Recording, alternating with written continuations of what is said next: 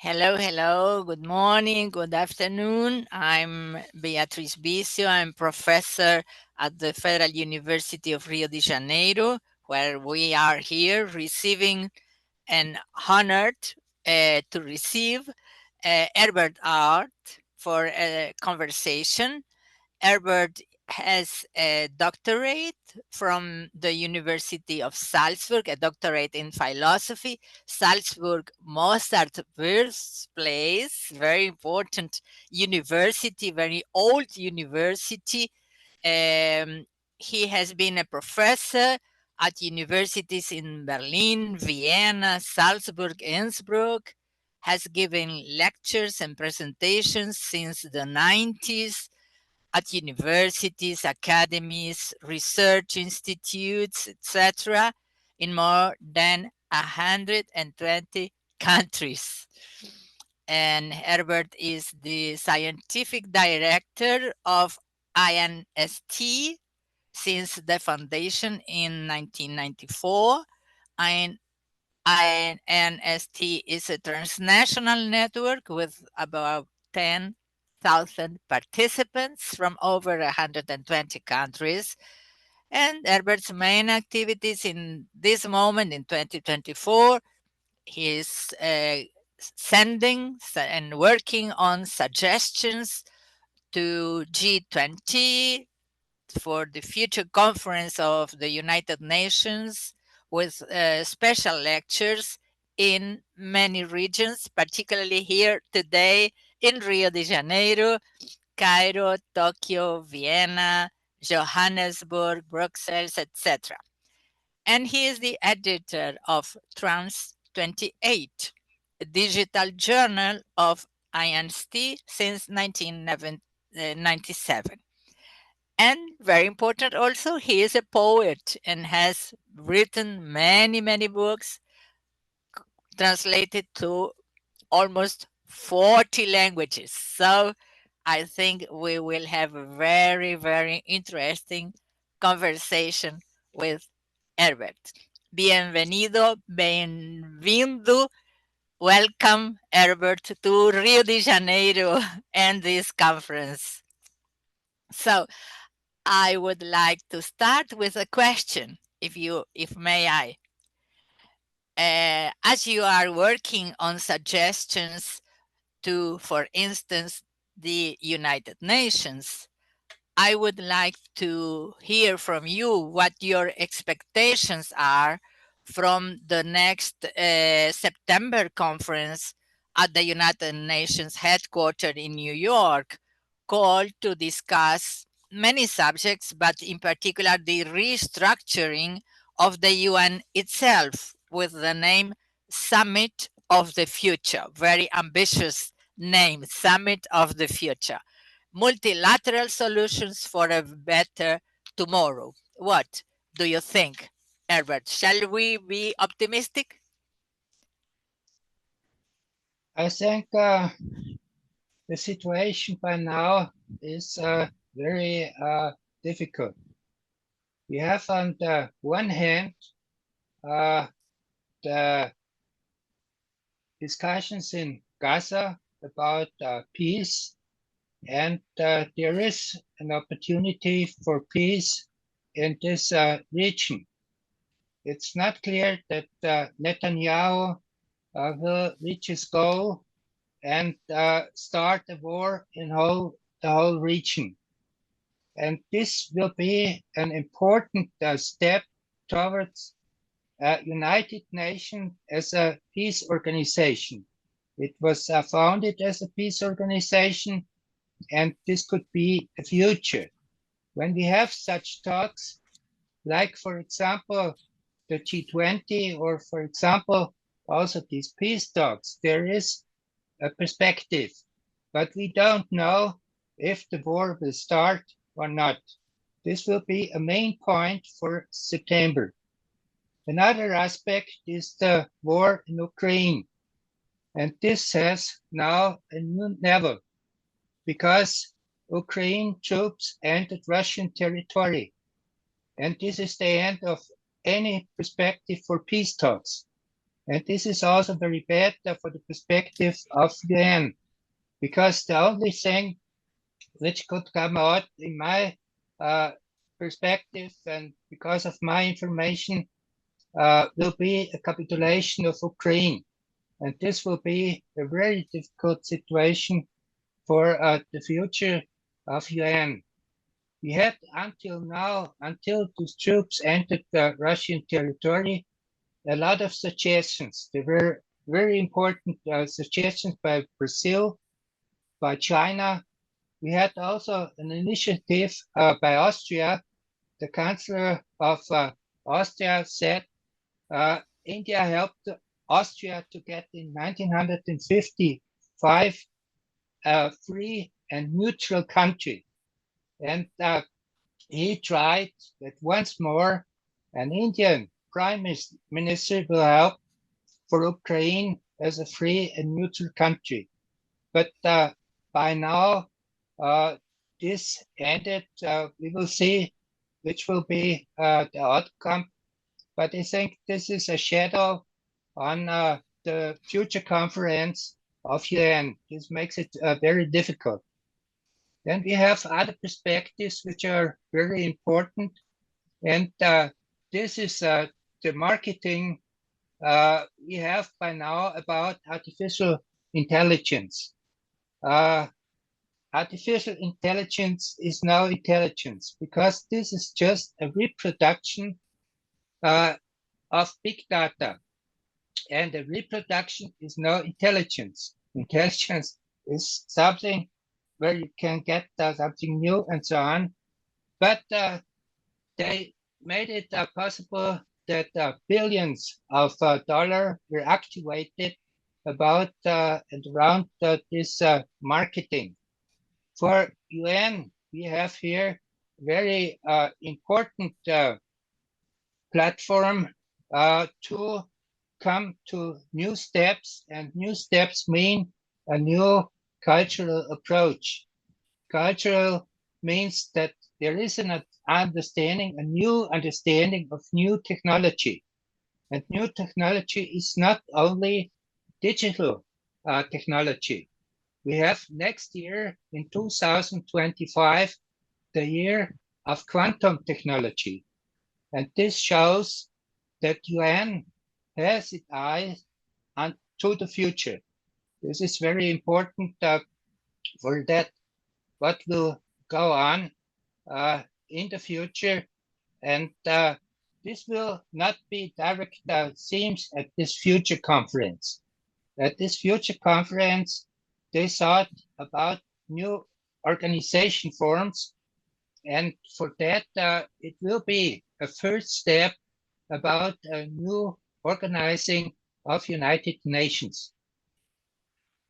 Some aspects. Yeah, so you have mentioned many important subjects of this. We are seeing so many challenges in this moment.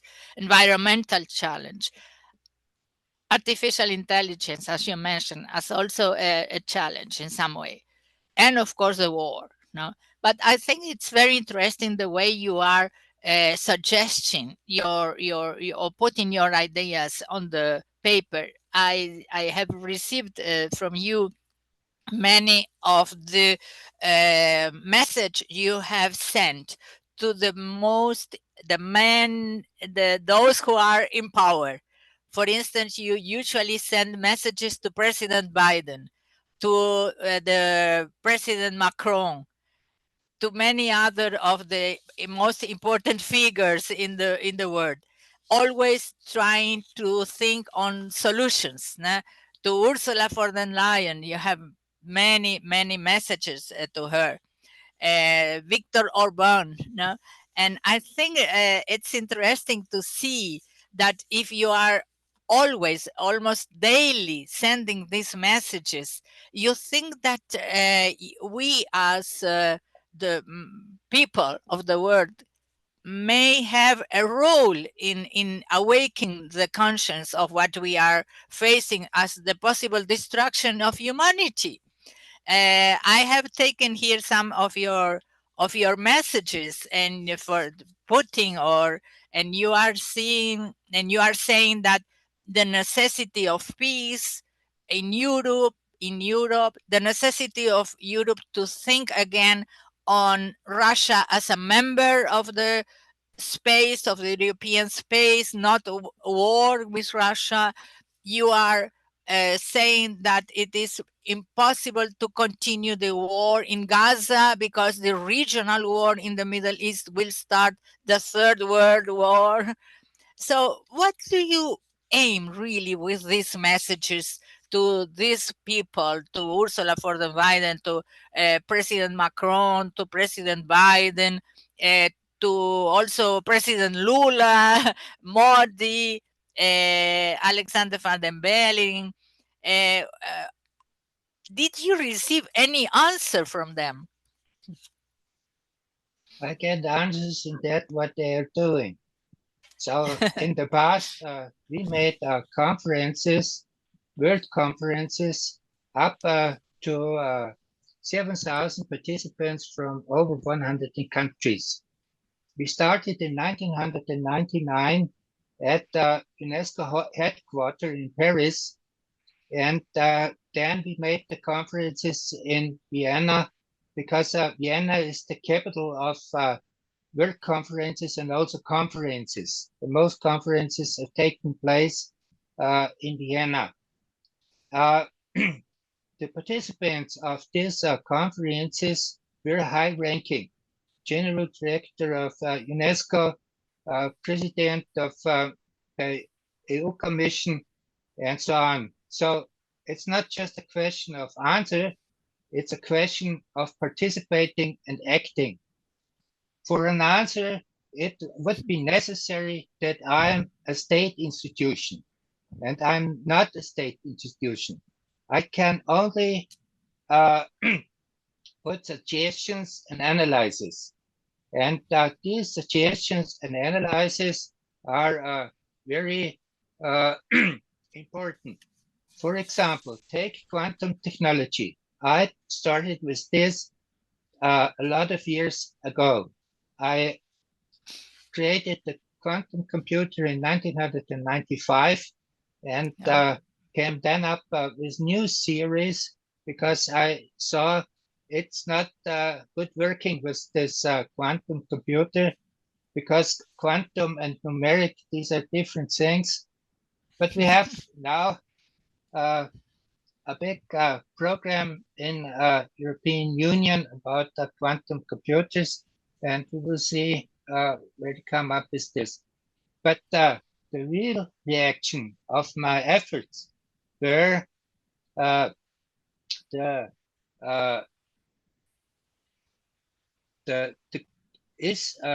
quantum year 2025. And this gives the real possibility of that what I want. I suggest a new energy on the basis of quantum technology.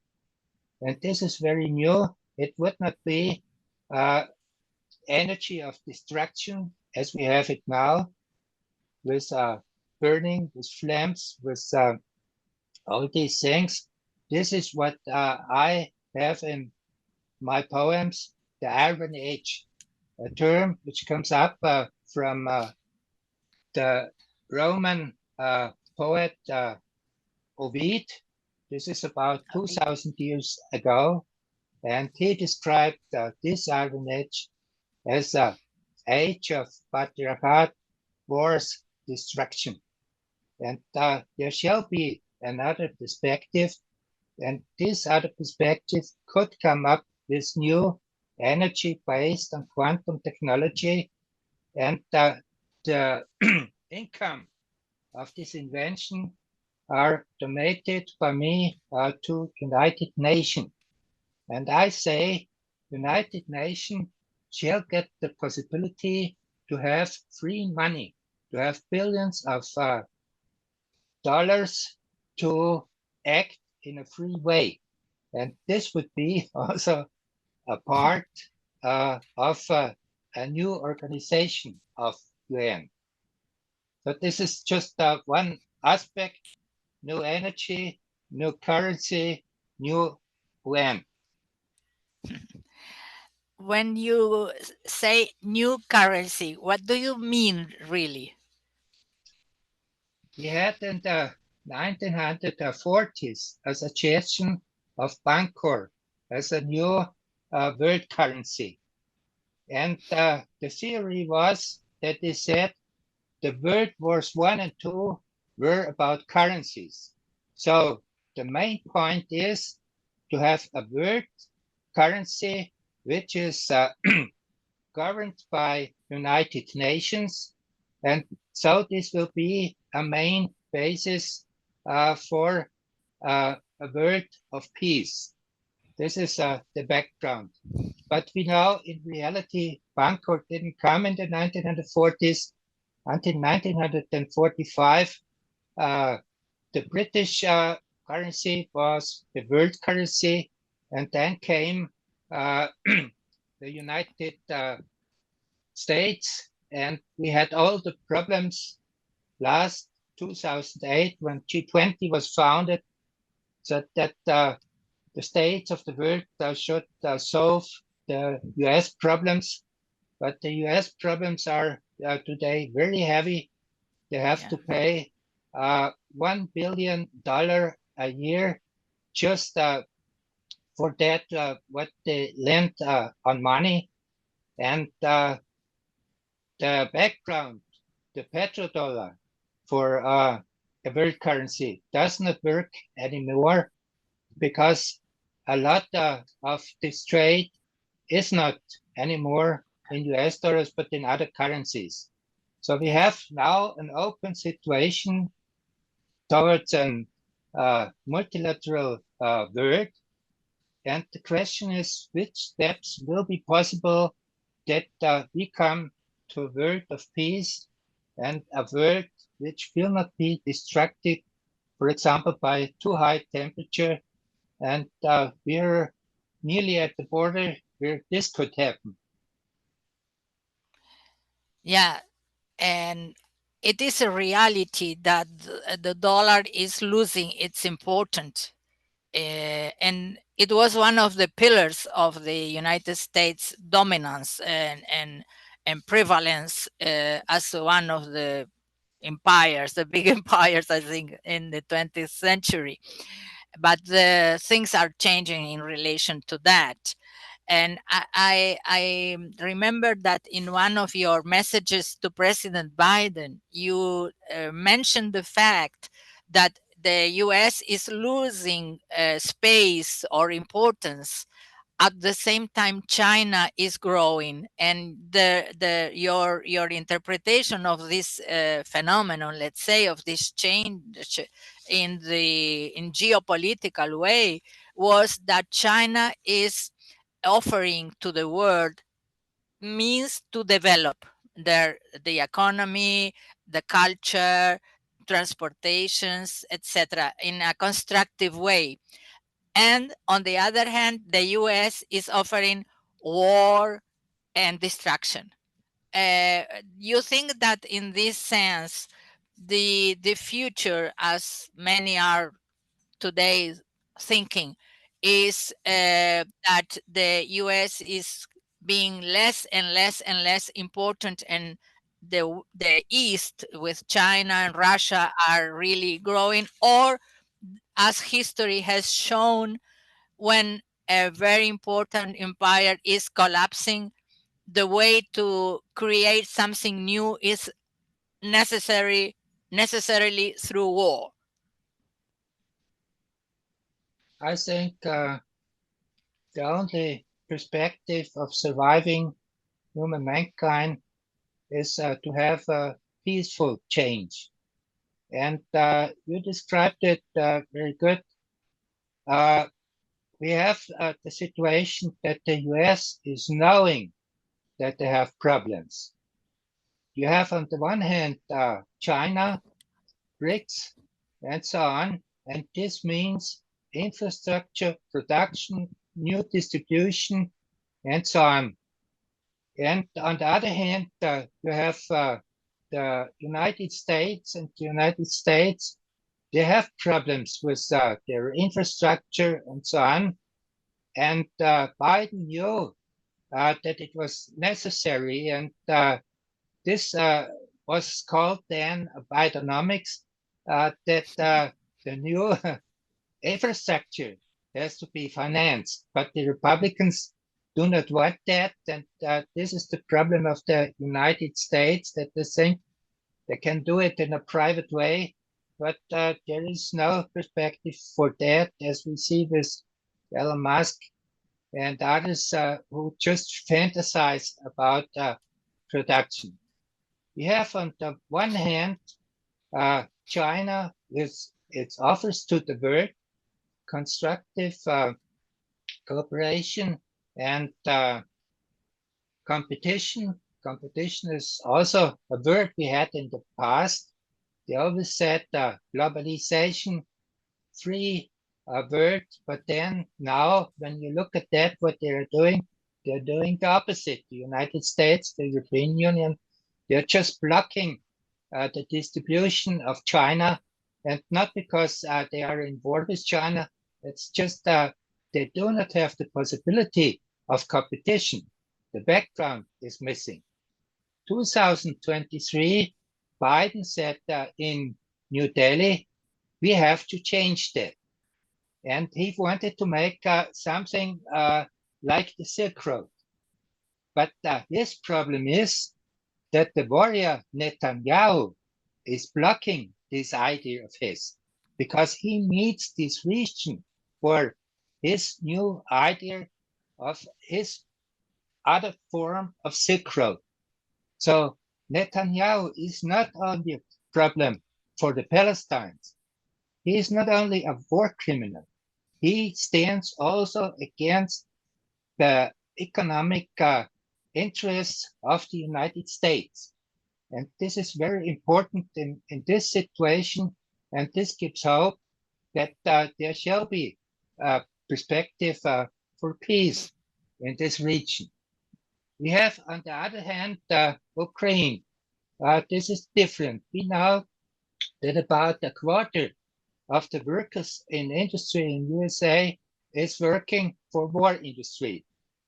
And with Ukraine, hundreds of billions of dollars were invested. And this was not for Ukraine. This was just for US industry. And this was for the election. But it doesn't work. When you look at the report now, you see it doesn't work. There are a lot jobless. There is no perspective.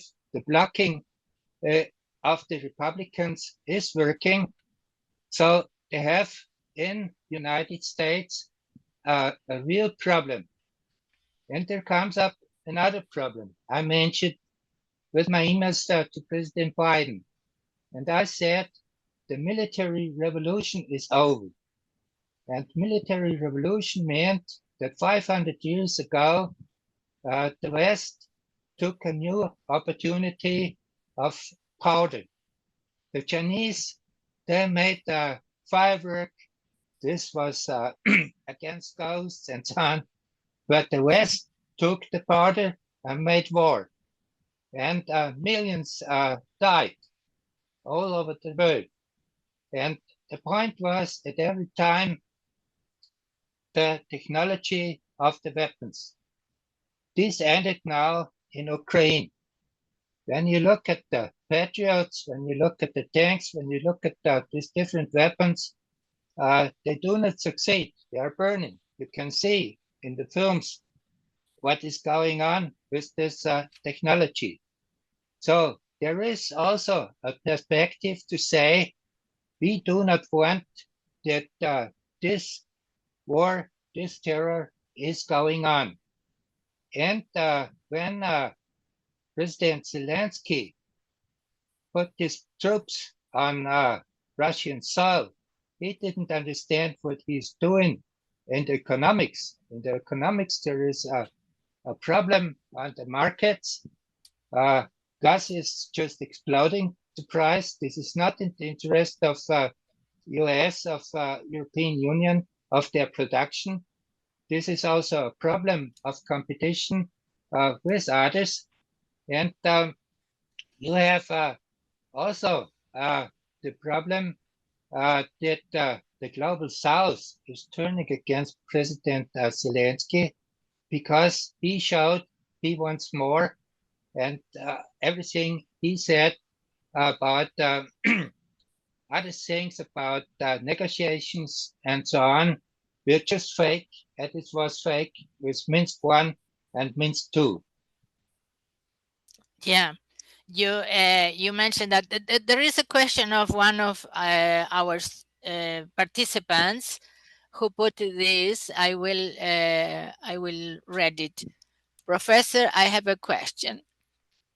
After the Second World War, the Allied nations created a new approach and instrument for solution of the problems. Since the end of the Cold War, this classical approach for lost space. Isn't time for countries, especially the great powers, to rethink and reorganize these institutions and approaches to problems at the end of the the approaches at the end of the Second World War? And a complement, I speak about it because some of the concepts and proposals made by China in these terms: the Global Civilization Initiative, the Global Security Initiative, and the Global Development Initiative. Yes, this is true. There has to be a reorganization, and we have on our homepage in Trans 28 a lot of documents from the General Secretary of United Nations, Guterres, what has to be done. We see also very important the suggestions of President Lula, and it's very important what is the way he is preparing the G20 summit in Rio de Janeiro. And the G20 summit will be after the future conference of the United Nations. But this conference, 22nd, 23rd September, will be only the first step. So the point is, when you take the suggestions of China, there are a lot of countries which are interested. But it's not only the way of diplomatic formulation. This is an economic background we have to see. And the economic background is a new organization of currencies, exchange of trade, and based on currencies. They knew this very well. They have, in this perspective, a new financing system also. You had by now for world problems financing with the control of the United States, but this is changing now. Also, the investment is changing now, and this is very important to understand that this will be in the center of the organization of a new United Nations. It's not just the ideals, it's also to see which way will the economy and the distribution be organized. And there are good chances for China, for BRICS, and BRICS including Brazil, Russian Federation, and others, that they will have the possibility to organize the economy and the world once more. For example, just look at the agriculture. Agriculture, Russian Federation imported a lot. Now, when you look at the central goods, for example, wheat and so on, the Russian Federation makes this market free, because by now, when you take the seeds, when you take the other productions, there are only 2, 3, 4, 5 institutions who are dominating the world agriculture, and they are coming from USA. They make the profit. Millions of people are dying. Short Ziegler showed it in a lot of books, how this is working in detail, and this will be one of the main problems. And it's very important, as President Lula is saying, we want to have action against hunger, against disease, against spoiled water, and so on. It's necessary to understand the problems, and it's necessary to understand the economic way to change that. And then we will have a change of the institutions, because US is not in charge anymore. They do not have the possibility to control agriculture, war technology, and so on. The change is coming. This gives hope. Yeah, I agree that the change is coming from the East with China as a main actor. But I feel, unfortunately, that in the Western countries, in particularly, for instance, in Latin America or the South America, where I'm living for, I think that the mass media have a role in distorting reality, unfortunately. So this analysis we are having is an analysis that is based on information, on knowledge of the reality. But this information, this knowledge is not available for most of our people, unfortunately, and particularly in relation to the war, for instance, in Ukraine, the causes, the origin, and in Gaza, yeah, which are the two main conflicts. Also, the potentially conflictive area of Taiwan, China, etc. So, if you don't have the chance to analyze the reality as it is, based on facts and based on history, the knowledge of history, you may have a distorted vision of the present. And we need public opinion to be participating in this process. Because if not, public opinion is the force we can trust for a change. Yeah. Because the political will at the very high top of it is not there. I don't see that. Yeah. What do you think about this? I think reality is reality. And when you look, for example, at artificial intelligence, you just look at New York, at Tokyo, and so on, what is going on the birth. And there was a breakdown. And the breakdown came because this technology does not work, and they know it. It's not like this in the public, but in the reality of the trade, it's a presence.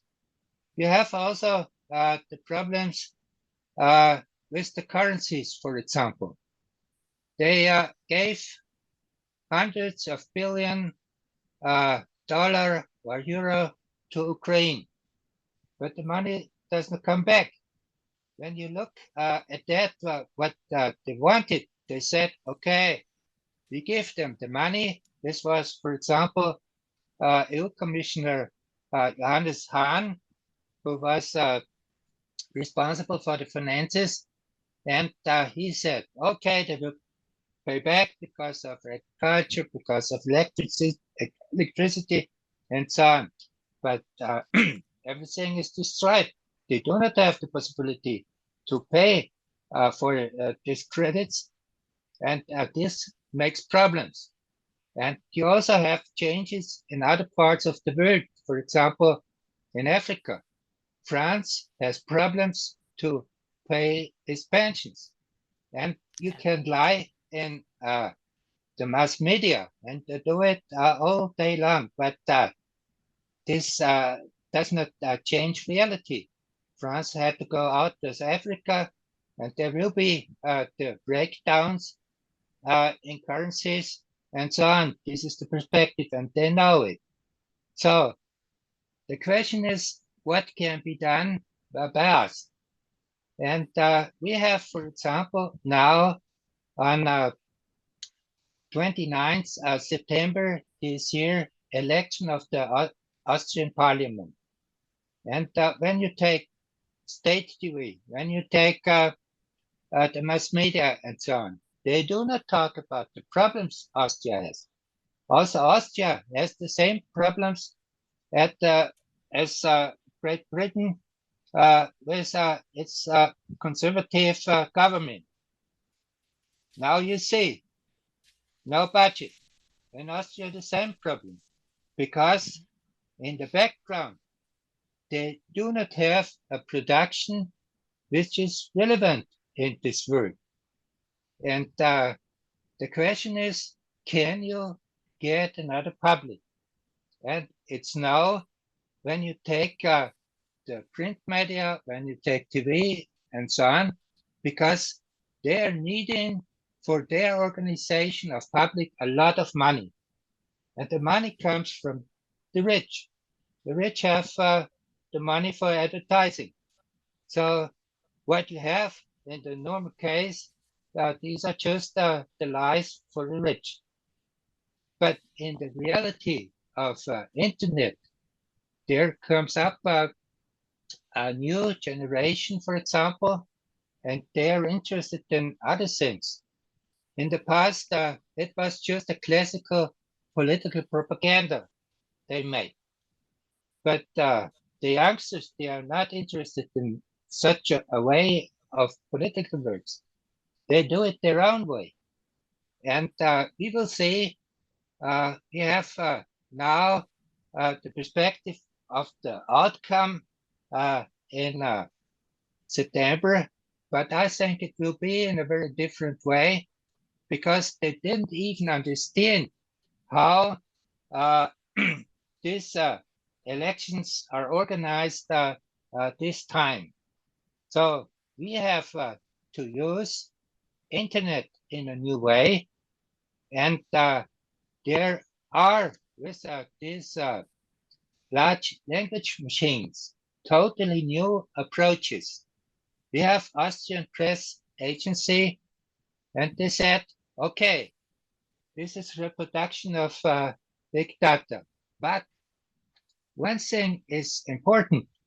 Big data reproduction is interesting when you take it under human control. And this is the keyword, human control. And when you use this large language machines, this can be also very important for a new enlightenment. And for this new enlightenment, we have to fight. We have to organize that the facts are coming to this new public, and that we win the people who didn't go to the elections the last time. But this time, maybe they will come. And I made my suggestions also to those who want a better Austria. And better Austria means Austria of social democracy. I liked the way you put it. Reality is reality. They can show a very, very glamorous reality. They can say, or they can public in their mass media that the war in Ukraine is going well for Ukraine and Russia is going to lose the war. But as you say, reality is reality, and that's is very, very important to understand. So in this sense, you think that even though the mass media are a really important tool for them to try to keep power and to control the situation, in some way the reality is exploding before the eyes of people, and they are not going to go through the way the masters of the world are expecting. In this sense, you have an optimistic way of understanding. I really agree with you, but in the meantime, I see that in Europe, for instance, the far right is growing. Even though, for instance, in France, it was very important to stop the far right, and that was a surprise for many. But I don't know. What do you think about that? I think the main question for the people in Europe is peace. And everyone who supports this war in Ukraine will be not supported by the voters.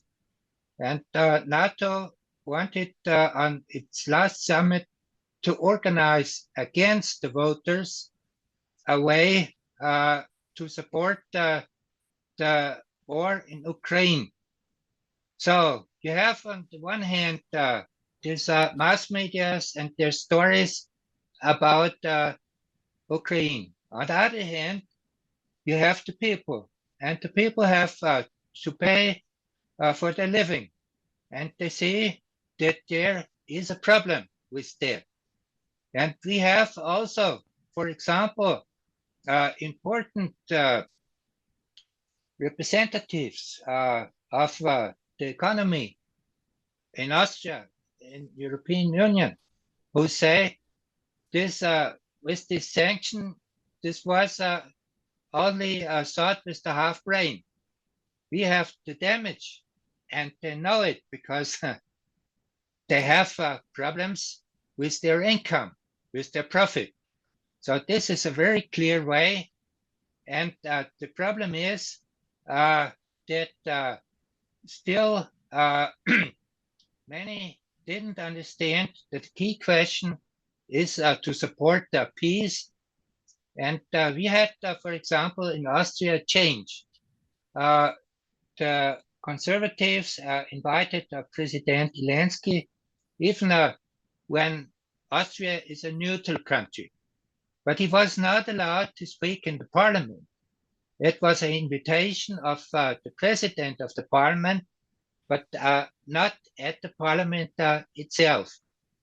And then came the suggestions of Chancellor Nehammer from Austria to make this peace initiative together with India. And the background was that the Chancellor understood, because of my emails, that the key question is peace.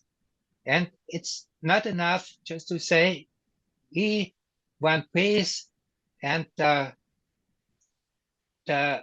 candidate of the social democracy said, and my daughter drew a bill, a picture, an image about peace. This is not enough. You have to have a real perspective, and this real perspective is now with this suggestion, India, Austria for a neutral Ukraine, but this ended with troops on Russian soil. We have now the situation, we have once more Ursula von der Leyen as president of the European Commission, and the problem is she supported this war in a very direct way. But, you know, she doesn't have the money, she doesn't have the weapons. Sometimes the people have to change their mind. And this will come, I see it in this way. And so, in my perspective, there is a chance. And for the people, it's not only interesting what they can read in the media. For the people, it's interesting. How can I pay my living? This is a central point, and they know this is connected to the question of peace and the question of cooperation in Europe. Yeah, of course. The fact that the political elite in Europe is so vassal, let's say, to the U.S. interests is absolutely destroying Europe.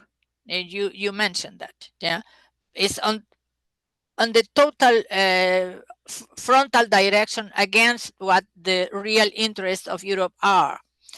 But as you mentioned, there are some key figures who are really thinking in the way the most Americans at the top are always thinking. The war is the instrument because they have profits through arms and through the destroying a country and then sending their enterprises to rebuild the country, as we know very well. Yeah, what happens in Iraq, etc. And yeah, Ursula von der Leyen is one of the key figures in this sense. And I have here one of the emails you have sent to her.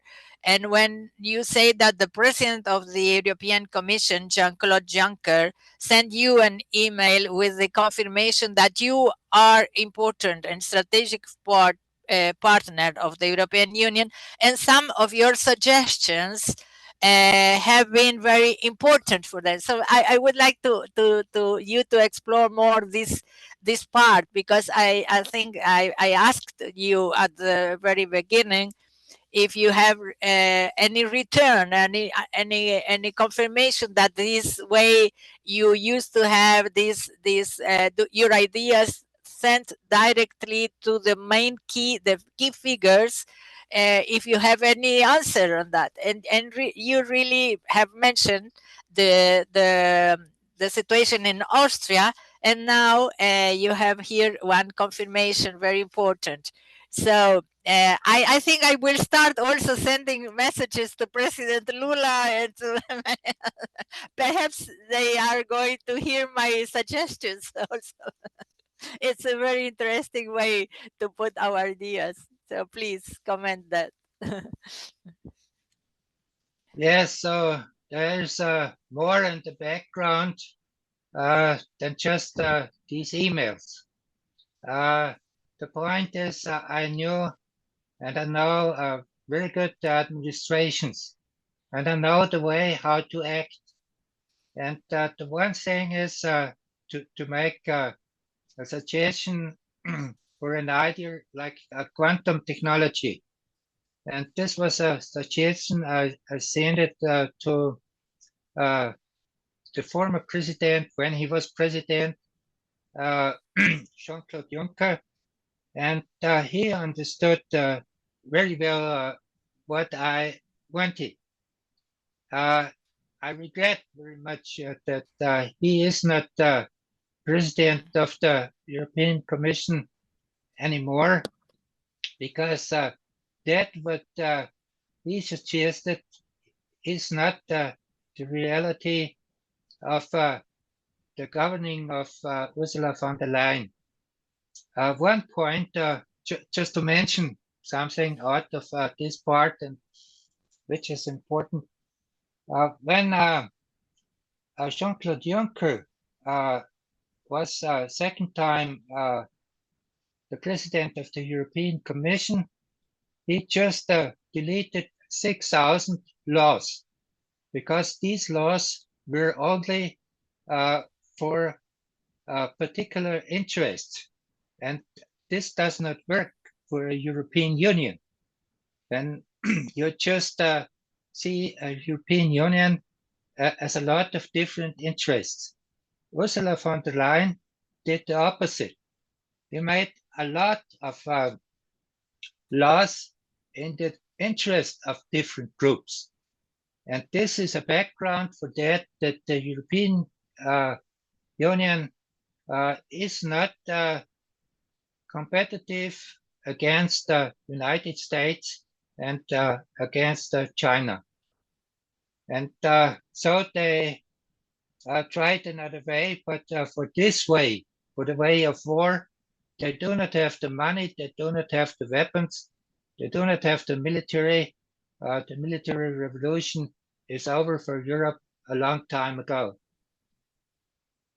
So for the background of my emails, we have a long tradition, and this is Jura Seufer. Jura Seufer was a young author who died with 26 years in the concentration camp of Buchenwald. He was born in Kharkov. This was Tsarist Russia today, Kharkiv and Ukraine. And he came to exile in Vienna in 1920 with his parents. And he was an author in Vienna in German, even when his mother language was Russian. And the first language he learned was French. And what we have in manuscripts and books, this is in German. And Jura Seufer is translated by now in over 50 languages. Wow. I mentioned this because this has importance for cooperation with US administration, for cooperation with Latin America, for cooperation with China, for cooperation with African countries, and so on. It's a cultural approach. And this is an anti-fascistic approach. You still have in these administrations, for example, in US, traditional ideas of cooperation. And you have to have people in the administration to realize ideas, because a president does not read emails. He has a big team, and you have to reach the team and say in the background, friends, here is something which could be important for you. And I know how to work with the administration in Austria, but also in United States. And we have Latin America. Latin America is for me important. When I was about 16 years old, I saw a play in Bregenz. This is the town where I am born, on the border to Switzerland and Germany, an old Roman town, over 2,000 years old. And this play was about Chile and the dictatorship of Allende. This was my first impression of Latin America. This was violence. I had, on the other hand, the approach by Gabriel Garcia Marquez, who was also involved in the world conferences of INST. And this was the way, the importance of love. And I was impressed about his novels. And we have also this approach via Jura Seufer. In 1940s, Dr. Alfredo Bauer came to exile in Buenos Aires. And in the 1940s, it was the first time that Jura Seufer was played on a stage in Buenos Aires. And from that on, we had the contacts to the Germanists of Latin America. I was opening speaker in Buenos Aires at such a conference. And this means that what I have, the context, what I am supporting is a free Latin America, which gets justice. This is my background. Yeah, Latin America has a long history of resistance and heroic figures, and of course culture. Through culture we can achieve a lot of things. I totally agree with that. And of course, therefore, dictatorships are always fighting against actors and and philosophers and those who use culture and knowledge as a tool, even though they have no arms, but they are in the way the dictatorships act. They are very dangerous because of the ideas they have. There is another question here of Eden, our students. May I perhaps read it? I have another question. He says, there is some discussion about the characteristic of the world post-COVID-19 from the question of there is, from the perspective that the discussion is about deglobalization or regionalization. Some specialists talk about deglobalization from the emergency of protectionism in some countries, like a key way of having deglobalization. But for another way, there is the expansion of new regional institutions and forums which agglomerate, for instance, that's very strong in Africa and Asia, and also in Latin America. And BRICS is one of the most important examples. The Shanghai Cooperation Organization is also another, and the new African Trade Free Zone. What do you think about that? That's Eden's questions. I thank very much for this question. In my perspective, the rich of this world wanted to destroy such organizations in the past. For example, Gaddafi in Libya was one who wanted united Africa, and he was killed, and in a brutal way. Yeah, and, brutal way. Yeah, very terrible. Way. It's a shame what happened in Libya, and particularly his assassination. Yeah. Yes, and you had on the one hand Libya, and the richness of the oil was distributed to the people. And now you have war, you have the warlords. This has no perspective. Also, and Gaddafi was, excuse me to interrupt you, but Gaddafi was one of the most important voices to be against the possibility of the NATO troops and bases be transferred from Europe to Africa. And after his assassination, they did that. So yeah, excuse me. That I'm very strong against what happened in Libya and Iraq and what is now happening in Gaza. It's criminals of war. Yeah. This is true, but in the end, a new organization form came up, and you have new financing, and I mentioned that these are new approaches to infrastructure, to production, and this is the main point. And the weakness of the United States is the speculation. The rich make their money not with production anymore, but with speculation. And this makes United States weak. To say just one aspect, in the beginning of the 20th century, Lenin wrote a book about the financial capitalism as highest stage of the development of capitalism. And at this point, at the beginning of the 20th century, the financial capital was connected to the production. Today, when you take cryptocurrencies and so on, there is no production, it's just speculation. And this is the problem for all who use such tools. We have to understand that. We have, in this perspective, with BRICS, with Shanghai Cooperation, with a lot of other organizations, a new form of production this does not mean an idle production.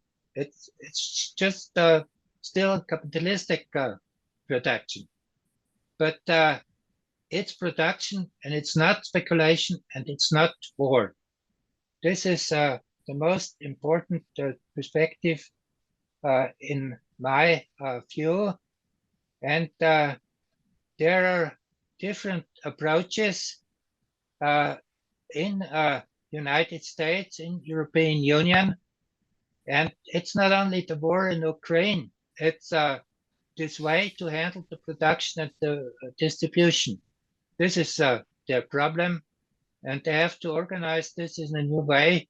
And this gives, in my perspective, hope that all these organizations will have a new voice. They destroyed it in the past, but they do not have the weapons, they do not have the finances to do this once more, what they did in Libya, in Afghanistan, in Iraq, in Syria, and in other countries. There is a new situation in my point of view because of the information I have, and I take it from the word media, not just from other sources. Yeah.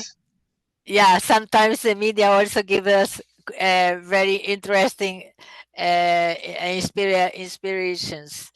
Yes, but I it's excuse me. very important how to handle this information. This Yeah, is the point. yeah, And big data alone, this is not interesting. To use algorithms, it's not interesting. You have to have an approach to work in an own way with this information. And then it's very interesting what I can read in Wall Street Journal and New York Times, Foreign Affairs. Every day I read this in internet, but I take it my own way. Information I take from there. yeah, because you have the background and you are therefore allowed to take your own way of understanding. That's very important, yeah, because of the background. But I will mention here something I really like it very much from you in this email sending to those very important figures. And you, in one of these messages, you mentioned this Joseph Borrell uh, idea that Europe was the garden and the rest of the world was the jungle. Yeah.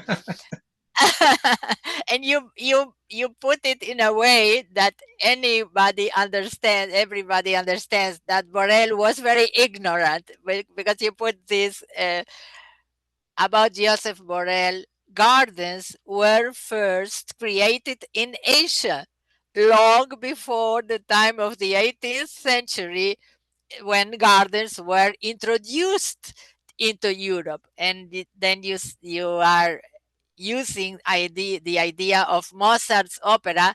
No? You were you have your PhD at the Mozart's birthplace university, yeah, the magic flood, and now it is once more Asia in I'm quoting you.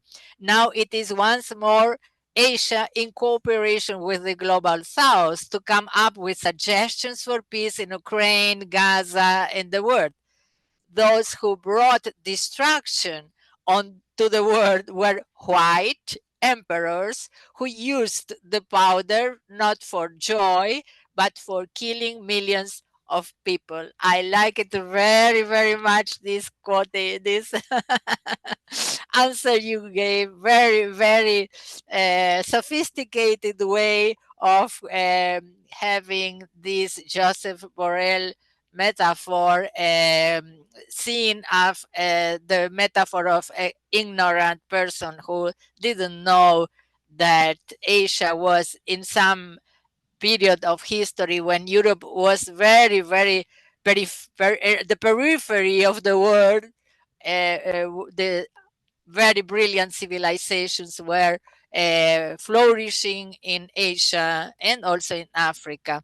That's fantastic. This email you have you sent it.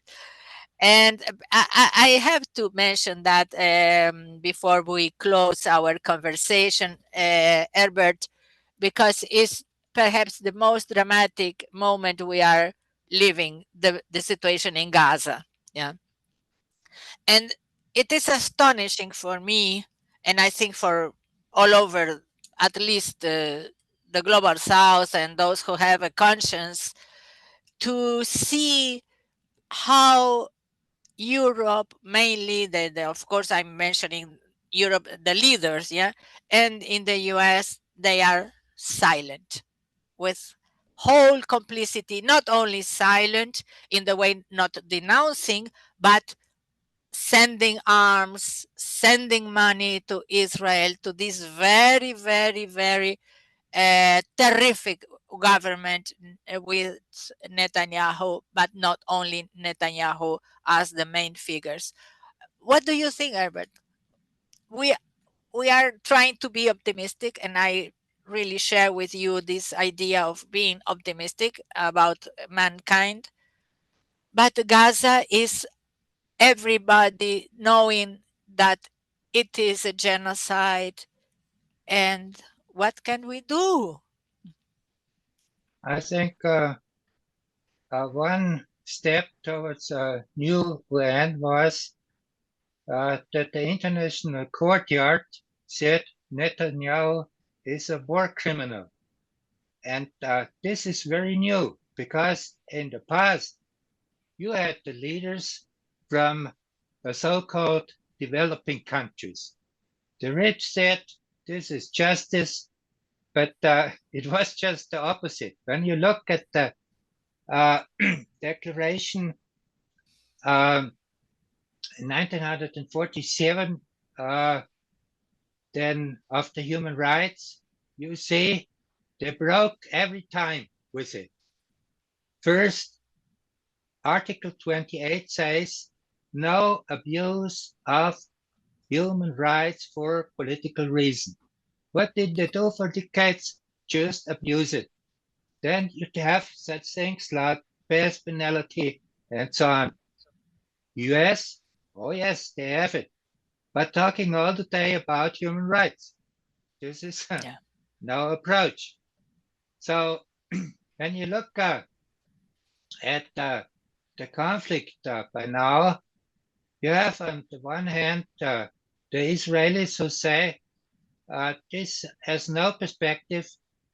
Netanyahu has to go, and Netanyahu is the key problem of the situation. You have President Biden, and from the beginning on, it was clear that this politics of Netanyahu does not find his support. But the problem is he still sent weapons there. They have now the situation that they come up with their carriers, with U-boat, atomic, and so on. But I do not think that Netanyahu will reach his goal. The goal of Netanyahu is war in Near East. This was from the beginning on. And this was the propaganda video about Hamas and their war on Israel. This was about everything they told about hospitals, schools, and so on. But in the center, they made a war just in the sense of genocide. And it's important for the new UN that the International Courtyard said Netanyahu is a war criminal, and also his minister. And this is a first step. And we have to go this way and not the way with weapons.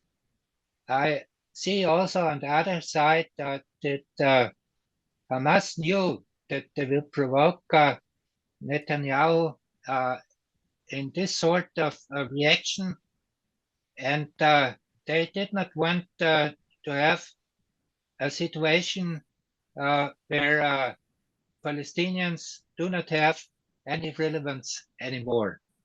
And Biden wanted to make a coalition with Saudi Arabia and so on, but this is now over.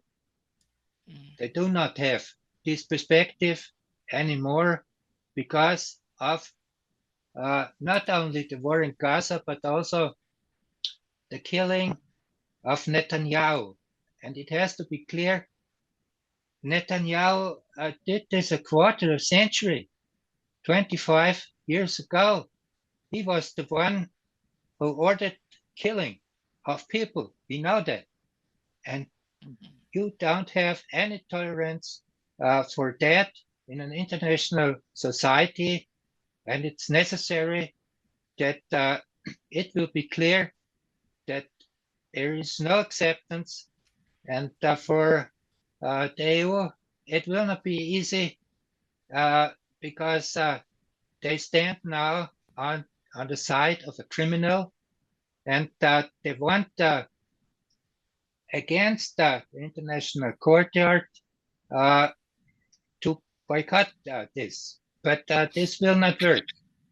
There will be a sentence, and this will be also an important step towards a new UN. Well, I hope so. I was, before I became an academic, I was a journalist, and I interviewed Arafat 3 times. And the first interview, that was in Beirut before the 1982 invasion, Israeli invasion of Lebanon and the expulsion of PLO. And in that interview, he mentioned a sentence that has been in my head for a long time. He mentioned, we are sure, we know that we are not facing Israel, we are facing the United States. And so our fight as Palestinians will be long and very hard. And so I can see how clever, how visionary he was. Yeah, how clear it has the situation, the geopolitical situation in his mind. And therefore, I think that, of course, Netanyahu is all the red lines are overthrown by Netanyahu. No? He wants a global war with this aggression against Lebanon, against Syria, against Iran, against Jordan. But the question is that even though he has all the red lines over, the United States is still by him. So I try to be optimistic, Herbert, but it's very hard to be optimistic, and at least in the short time, perhaps not in a most large perspective. So I think our conversation has been and is excellent, very, very important, very illuminating us about the situation. I would like you to give us a final approach to the way you understand your role, the public opinion role, and the possibility of these new United Nations that, of course, could be the key solution for a new world. So I'm a scientist, I'm a poet, and I know that one alone is nobody.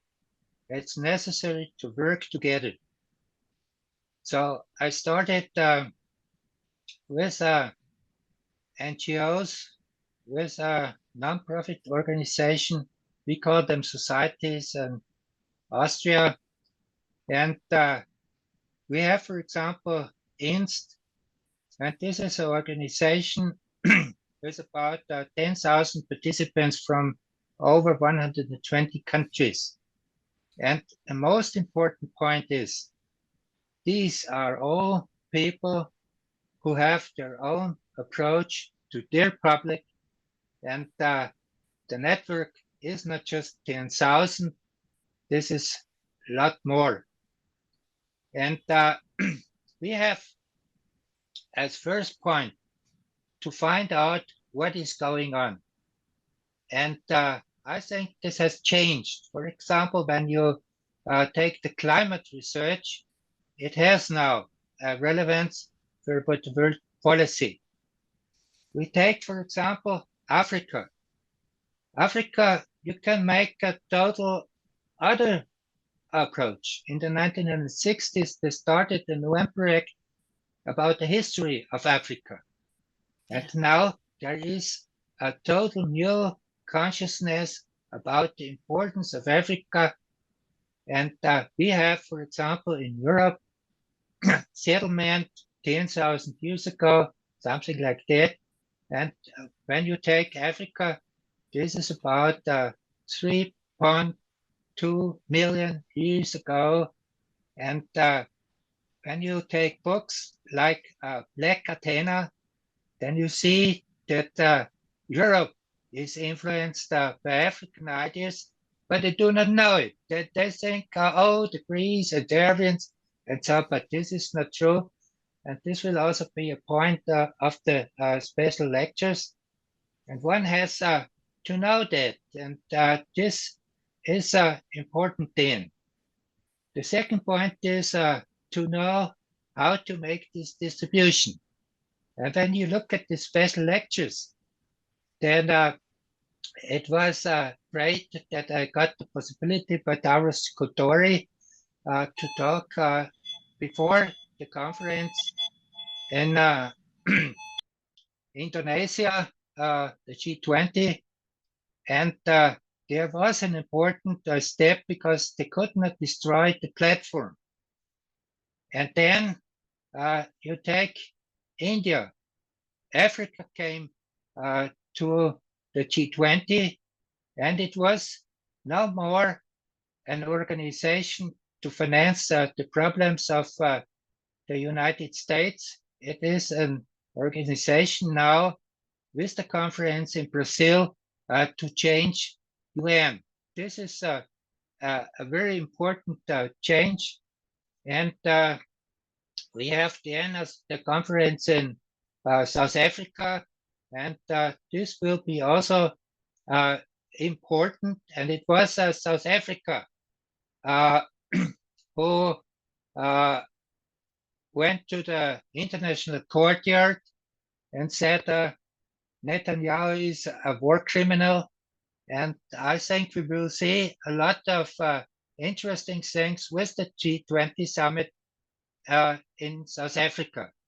So what I'm doing, this is just research, scientific research, has a very own background methodology, but using also the newest technologies for distributions. And me, myself, I was a member of the Austrian UNESCO Commission. UNESCO supported as a World Conference our project about the mountains of this world. I'm a member of the anti-atomic movement of United Nations and official delegate. I'm a certified EU expert for new technologies. This is a contract with the Innovation Council of Europe. They have 10 billions for investing. And so I'm not just producing ideas, there is also some money in the background to make changes. You see, these are a lot of different approaches. And so when I'm optimistic, I'm just taking my work and say, okay, what could be changed? And I say there were changes possible. And so it's a scientific optimism, not just an optimism. You have a play from Eurocipher, and there is a bird, and they're talking about optimism. And she says, this will be the best. And the bird says, opti mist, and this means in English garbage, because German word mist is English word garbage. So this is not garbage, it's just a cooperation result of a long time, half a century now. I thank you very much for the opportunity. But Herbert, excuse me, I haven't seen before that there is another question of one of the students here present, Breno, and I would like, if you don't mind, to Yes, put it. yes. Yeah? Okay, thank you. I didn't realize before. So Breno said, I have a question as well. You and Beatrice mentioned Gaddafi, and that made me think that we are aware that the US used the human rights discourse to boost imperialist initiatives on their own, only to legitimize their use of violence. That's why we have such a misconception of human rights today, and we have scenarios like Gaza, Sudan, Yemen, Ukraine, as well as Iraq and Libya in the past. How do you think the future of these discourses will be, and how could mass media and independent media help change this scenario? And how can we move past the discourse and go into proper action? That's the question. Thank you very much for this question.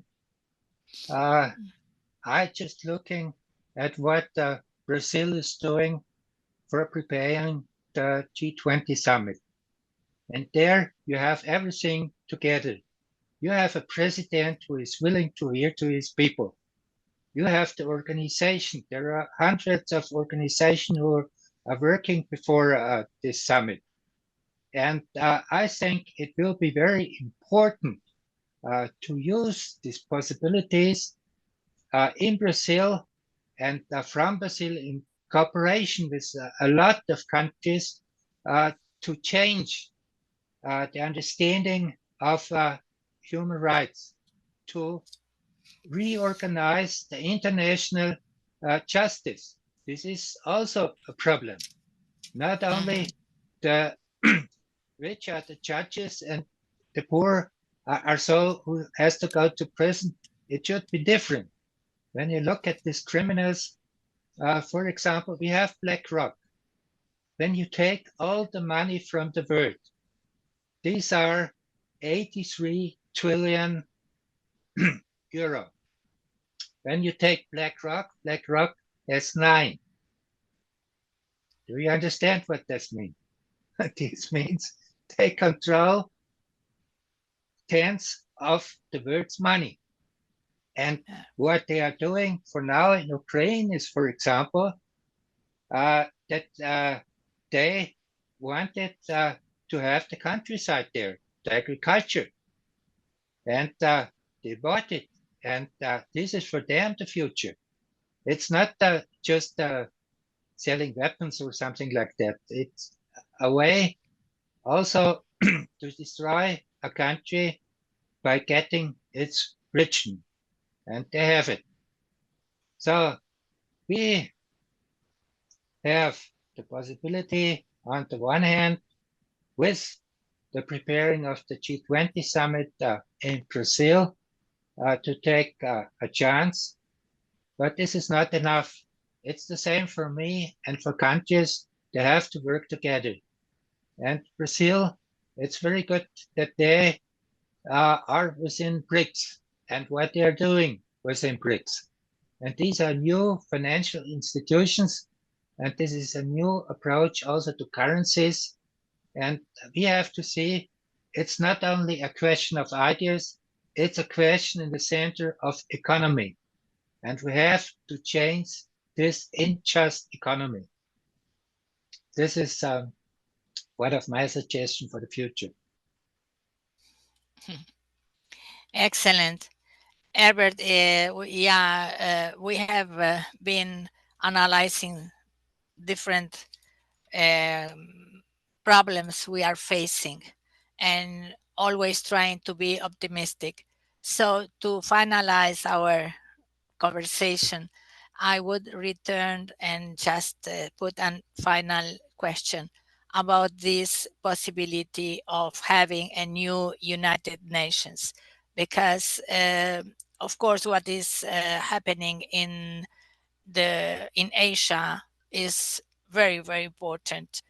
The institutions that have been created and the way the particularly China is giving the example of thinking on development, etc. That is also very important.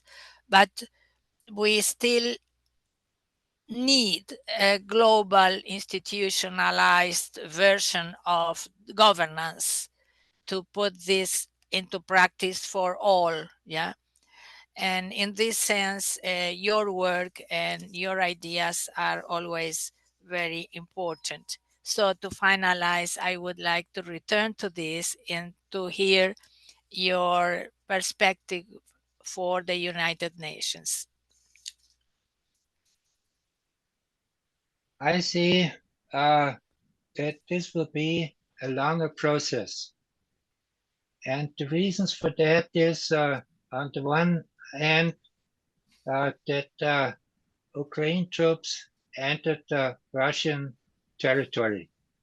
Yeah. This makes everything complicated. I see a solution for Gaza, but this will be a military confrontation in a new way, and this is upcoming, and we don't know how this will be. Another point is that new economy will have its time to be developed. They have some suggestions, and they want to make BRICS bigger and so on. But I have key suggestions. This is quantum technology for new energy, and this is a new currency for UN. But the main point is, I said I will handle this over to UN, but only in the case they guarantee quantum technology is not misused for military. And this is blocking because I think there will be the main powers who will be interested in this quantum technology to misuse it. So they will not get it. And so there will be a longer time also to develop a new UN, but also on the traditional way. You have by now, there will be changes because the economic situation for US, for European Union, for NATO is changing dramatically. Yeah. The question is, and you said it, will it be on a peaceful way or not? And I see that the main players want to have it in a peaceful way. They do not want to have these wars. Yeah. There are the warriors like Zelensky, Netanyahu, and others on this work, and these are small, but they try to make provocations to come to a big war. And Netanyahu said what he is thinking. He said, okay, there was Saddam Hussein. US came, Iraq was over. Yes, but this was not true. They killed Saddam Hussein, but the reality in Iraq showed they won the war, but they lost the peace. And this is also true for other countries. They had the military power for these countries, but they do not have it for the Russian Federation. And Netanyahu is doing things West does not want. And this is also true for Biden and Netanyahu. This is against the Bidenomics. And this is a central problem for United States because they're losing their position of the world currency. We have to see it. Petrodollar. This has as background the cooperation between Saudi Arabia and the US. Netanyahu is blocking this. So they do not like him. They will not kill him, but they do not like him. This is a very new strategic situation that small warriors can make so much problems. Yeah. Yeah. Well, Herbert, it was a great, great pleasure to be to hear your explanations, the way you perform your action as a militant of peace, and I hope to receive you in person in Rio de Janeiro at any time that you are able to come. And of course, our pages, our aim is to be always discussing those things we have been discussing. So thank you very much for this very important conversation, and I hope to see you many, many times again. And thank you, students and colleagues who are with us and will be also watching this session in the future. Thank you very much. I send you a hug, and be safe. Bye bye. Yes, A Senor. pleasure. Thank you very Great much for pleasure. this opportunity. Thank you. Bye bye. Thank you Bye very bye much, now. Albert. Bye bye.